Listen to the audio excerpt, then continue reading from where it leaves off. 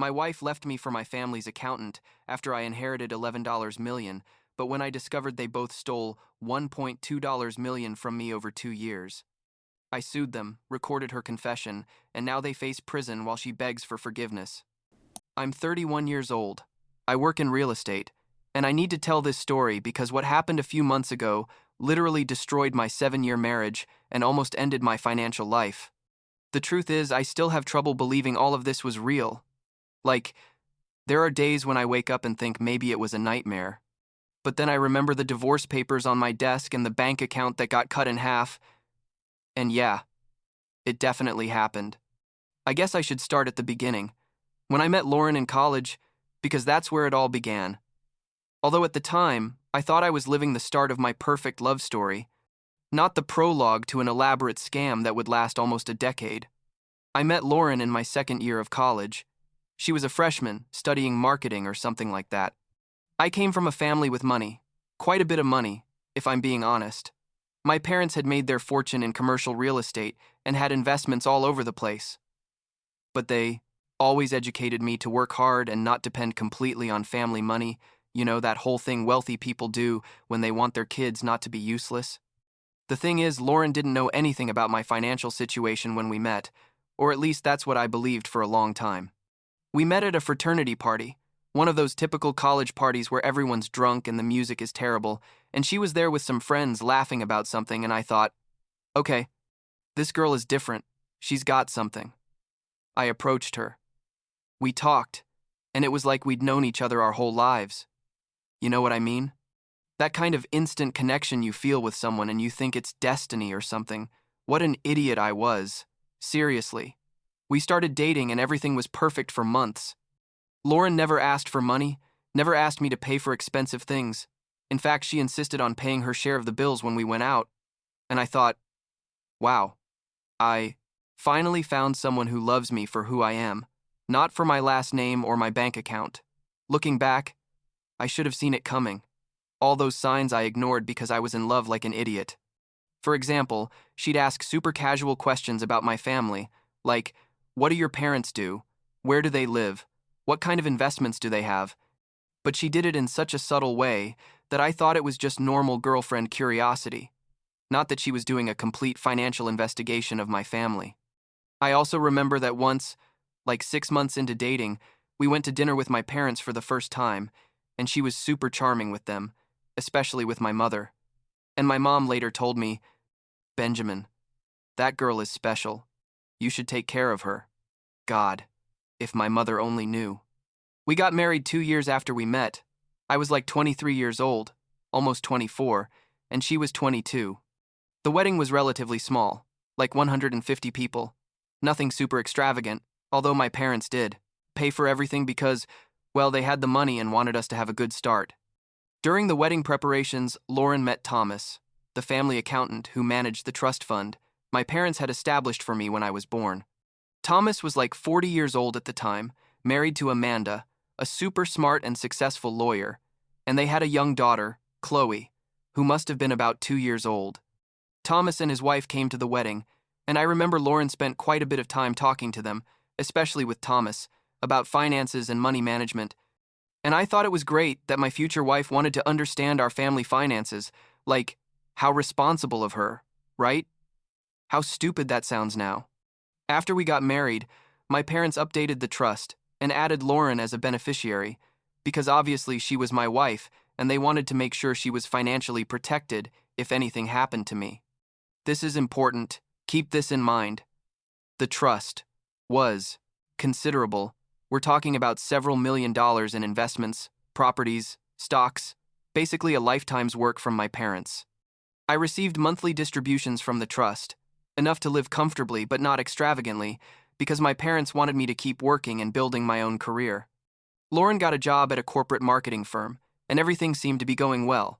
We had a nice house, 2 decent cars, we traveled a couple times a year, life was good, or so I thought. The first 5 years of marriage were relatively normal, with the typical ups and downs of any couple, but nothing that made me suspect something was wrong. Lauren was always affectionate, attentive, or at least it seemed that way, and I was busy building my career in real estate, trying to do something for myself and not just live off family money. But then, when we'd been married for about 6 years, something horrible started to happen. My father got sick. Pancreatic cancer. Diagnosed at stage 4, and the doctors said he had about 6 months, maybe a year if he was lucky. He wasn't lucky. He died 5 months after the diagnosis, and it was devastating. Like, my father was my hero, the person who taught me everything about hard work and responsibility, and watching him deteriorate like that was the worst thing I've ever experienced. Lauren was there throughout the whole process, or at least physically she was there, going with me to chemo sessions, hospital visits, making food for my mother, being the perfect and supportive wife. But now that I think about it, she was very interested in the details of the trust and how things would change after my father died, always asking things like, and who's going to manage the investments now? And how does the transition of trust control work? And I just thought she wanted to understand so she could support me better. My mother didn't last long after my father died.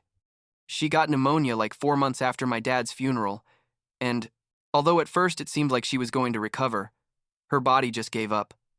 I think from sadness more than anything.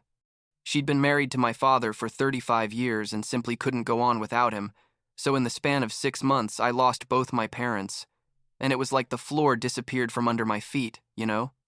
Lauren again was super supportive, practically organized both funerals by herself because I was devastated, took care of the lawyers and legal papers, and I constantly thanked her for being so strong when I couldn't be. Now I know she was just making sure she understood exactly how much money there was and how to access it. After my parents died, I inherited the entire trust. We're talking about approximately $8 million in liquid assets, plus properties valued at another $3 million, basically $11 million.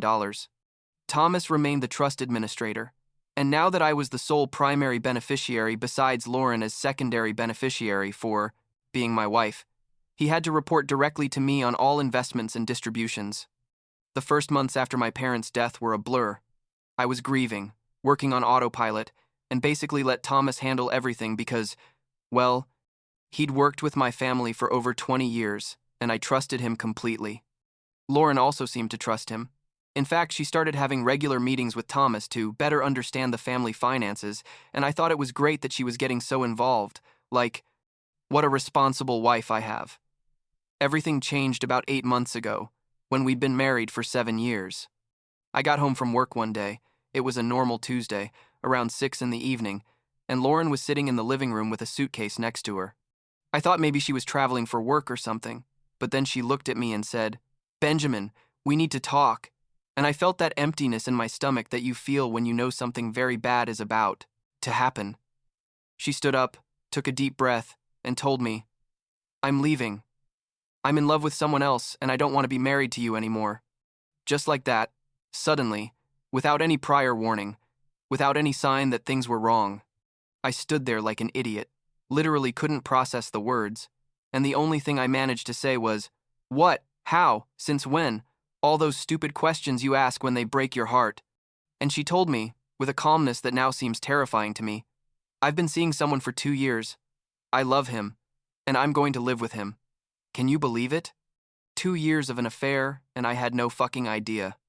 I asked her who it was, obviously, and when she told me Thomas, I swear I thought she was joking, like Thomas the accountant, Thomas the married man with 2 kids, Thomas, who had worked with my family for decades, that Thomas. But she just nodded and said, "Yes, that Thomas, and we're going to live together. He's going to leave Amanda." I felt like I'd been hit in the stomach with a baseball bat. Not only was she leaving me, she was leaving me for the man who managed my entire inheritance, the man my parents had trusted blindly, the man who had access to every detail of my finances. I yelled at her. I said everything. I asked her how she could do this to me, especially after I'd just lost my parents, and she just looked at me with those cold eyes and told me, "I'm sorry, Benjamin, but I don't love you anymore. Maybe I never really loved you." Those words, I swear those words hurt me more than any physical blow I'd ever received in my life. Lauren left that night, took her suitcase and left, and I was left alone in that house we'd bought together, surrounded by photos of our perfect life that turned out to be a complete lie. The next few days were horrible. I didn't eat, barely slept. I called in sick from work, and basically spent my time in bed wondering what I'd done wrong. At what point everything had broken. How I hadn't realized my wife was having a 2-year affair with my accountant. My friends tried to support me, but I was too embarrassed to tell them all the details, especially about Thomas, because it sounded like a bad soap opera movie. About 2 weeks after Lauren left, I was at my house on a Saturday afternoon, probably in pajamas and not having showered in 2 days, when someone knocked on the door. I thought maybe it was some friend coming to check that I hadn't killed myself or something. But when I opened the door, it was Amanda, Thomas's wife, and she had her daughter Chloe by the hand. Chloe must have been about 3 or 4 years old at the time, a super cute little girl with curly hair. Amanda looked terrible, red eyes from crying, wrinkled clothes, and she told me, "I need to talk to you right now. It's about Thomas and your wife." I let her in, gave Chloe some juice, and put on a Disney movie so she wouldn't hear what we were going to talk about, and then Amanda dropped the bomb. That would change everything. She told me that Thomas had left her a week ago, that he'd gone to live with Lauren, and that she'd been investigating their marriage finances because she suspected something weird was going on. Amanda is a lawyer. I already mentioned that, but not just any lawyer. She specializes in financial fraud and corporate litigation, basically the worst person to try to scam. And what she found was devastating. Thomas had been diverting money from my trust for almost 2 years, exactly the same time he'd been having the affair with Lauren. They weren't large amounts all at once, because that would have raised suspicions, but small transfers here and there, fake investments, inflated commissions, basically slow bleeding from the trust that added up to like $400,000 in total. $400,000 that Thomas and Lauren had systematically stolen from my inheritance, from the money my parents had worked their entire lives to accumulate. Amanda had evidence, documents she'd found on Thomas's computer, emails between him and Lauren discussing the transfers, plans for how they were going to use the stolen money to go live together in another state, basically a complete conspiracy documented because these idiots thought they'd never get caught. And the worst part, the part that almost made me throw up right there in my living room, was that Lauren had apparently planned everything from the beginning. Amanda found an email from Lauren to Thomas from 5 years ago, before they'd even started the physical affair, where she told him they needed to be patient, that she'd married the rich kid, specifically for his money, and that once the parents died and the trust passed completely to my name, and they could start taking more significant amounts without anyone noticing because I was too busy working and trusted Thomas blindly. I sat there listening to Amanda explain all this to me, looking at the documents she'd brought, the emails, the bank transfers, and I felt like my brain couldn't process the information. Not only had my wife been unfaithful to me, not only had she left me, but our entire marriage had been a calculated lie to steal from me. She had never loved me. She'd never cared who I was as a person. She'd only seen dollars and an easy opportunity to get rich. And Thomas, the man my parents had trusted with everything. The man who had been at my father's funeral and had given an emotional speech about how much he admired him, had been complicit in all this, probably since before my parents even died, planning how to steal from their orphaned son. Amanda told me she wanted to sue, that she had enough evidence to not only win civilly but also to press criminal charges for fraud and embezzlement. But she needed my cooperation because the stolen money was from my trust, not hers, so technically I was the main victim. I said yes immediately. Like, I didn't even have to think about it, because in that moment, all the pain and sadness I'd been feeling turned into pure rage. These motherfuckers had destroyed my life, had dishonored my parents' memory, had stolen money that wasn't theirs, and I was going to make sure they paid for every penny and every lie. Amanda and I became allies that afternoon, united by our need for revenge against the two people who had betrayed us in the most horrible way possible. The next few months were crazy with lawyers, private investigators, forensic audits of the trust, and preparation of lawsuits. Amanda hired a colleague of hers who specializes in financial fraud to handle my case, and between the two of them, they put together a case so solid that our lawyers said it was practically impossible for us to lose. We filed civil lawsuits against Thomas and Lauren for fraud, embezzlement, breach of fiduciary duties, intentional infliction of emotional distress, basically everything we could think of. We also filed criminal charges with the district attorney's office, and after reviewing the evidence, They also decided to proceed with second-degree fraud charges, which in our state can result in up to 10 years in prison. During this whole process, Lauren tried to contact me several times. At first, they were casual text messages, like, "Hi Benjamin, how are you? We should talk," and I completely ignored them. But after she and Thomas were officially notified of the lawsuits, the messages became more desperate.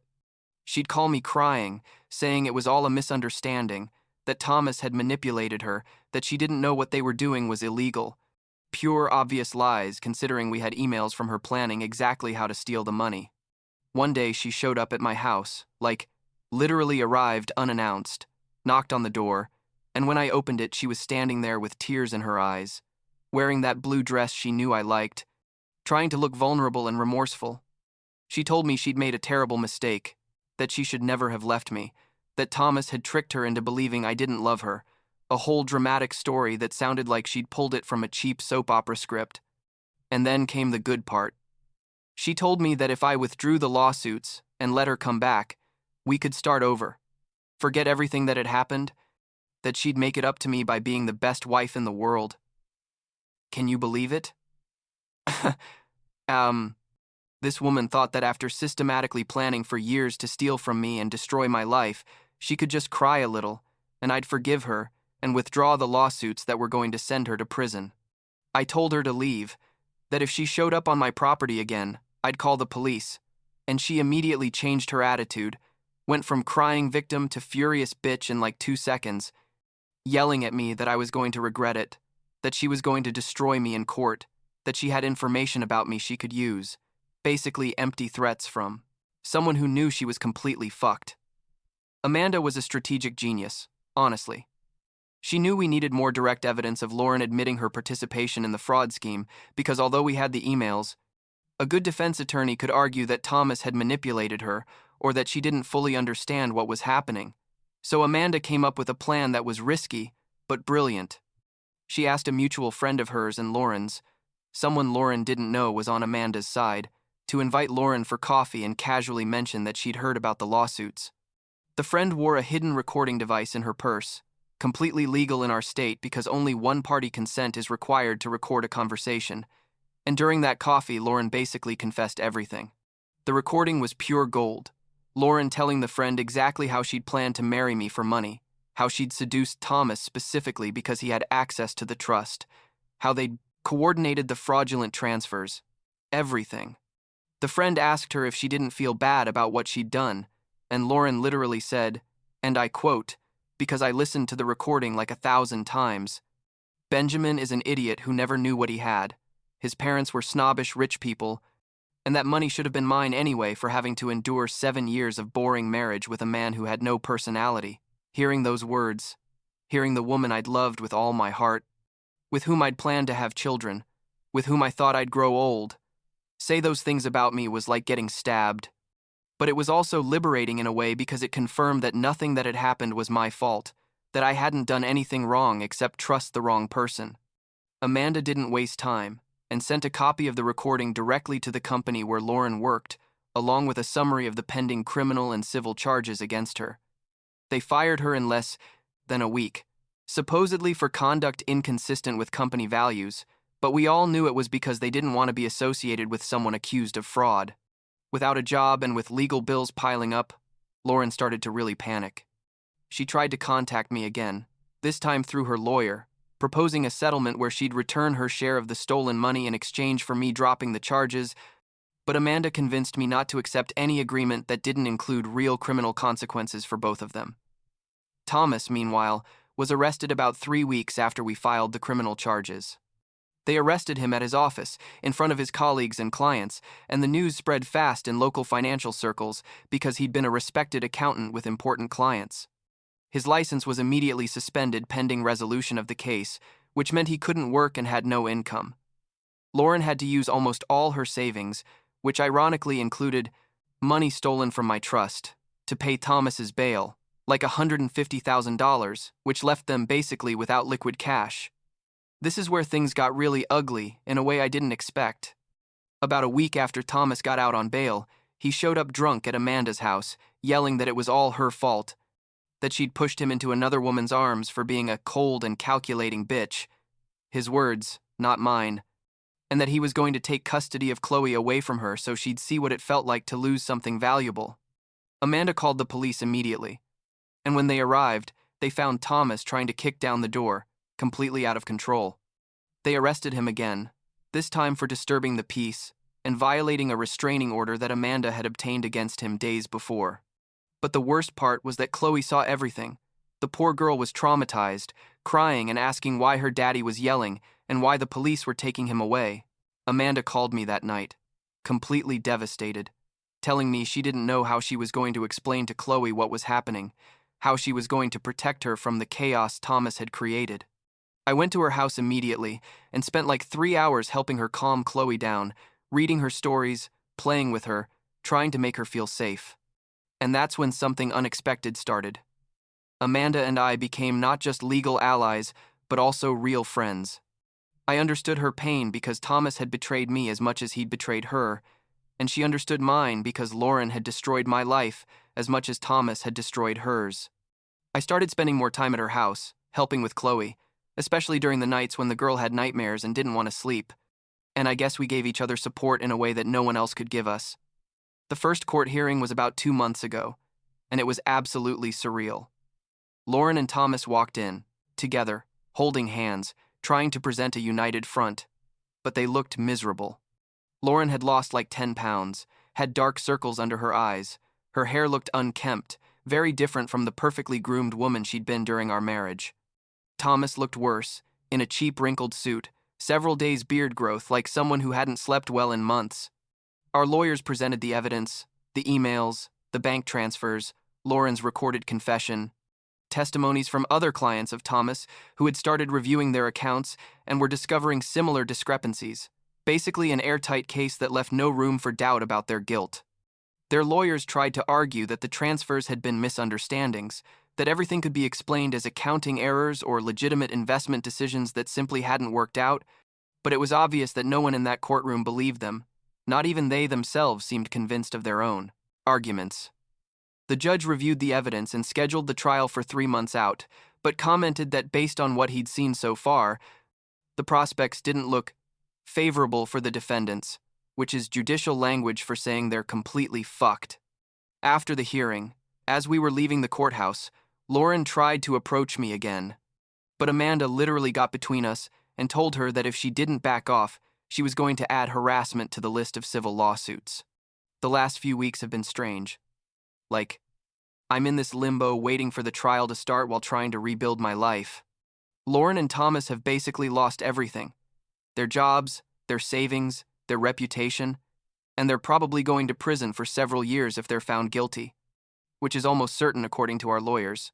Thomas's company already agreed to pay me partial compensation from their errors and omissions insurance policy, like $200,000, which is better than nothing, but obviously doesn't cover the total of what they stole.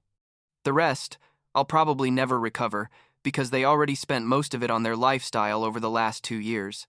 Expensive trips, designer clothes, a new car Thomas bought last year, basically living the good life with my money, while I thought my marriage was solid. I've been spending a lot of time with Amanda and Chloe lately.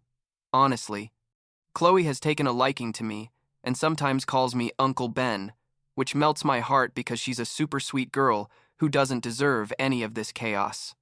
Amanda and I aren't anything romantic, to be clear, just friends who went through the same shit and understand each other in a way that no one else can, but sometimes I wonder if in the future, after all this is over and we've both healed a bit, there could be something more. But that's getting ahead of myself. For now, I'm focused on winning this case, recovering what I can of my money, and making sure Lauren and Thomas get exactly what they deserve. Last week, Chloe asked me why her dad didn't live with them anymore, and what was I going to tell her? Like, your dad is a thief and a liar who betrayed your mom and is about to go to prison? Obviously, I didn't tell her that. I just told her that sometimes adults make bad decisions and have to face the consequences. And that the most important thing was that her mom loved her very much, and I was also there for her. She thought about it for a moment and then told me, "It's okay, Uncle Ben. I like it better when you're here anyway." And that, honestly, made all of this worthwhile in some way, knowing that something good could come out of this absolute nightmare that the last year of my life has been.